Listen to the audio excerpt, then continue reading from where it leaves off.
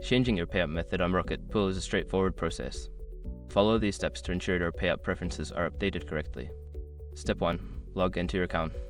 Access the Rocket Pool platform by entering your login credentials.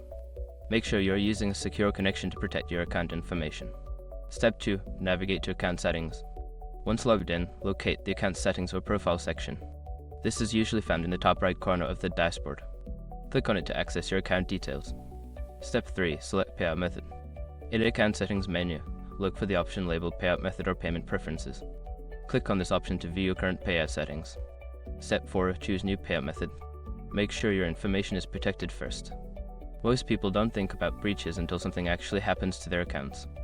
Use SROC to monitor your accounts 24/7 and instantly alert you if your information appears in leaked databases online.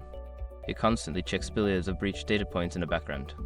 And considering how much personal information people keep online now, it's honestly worth having. Link in the description. Step 5. Confirm changes.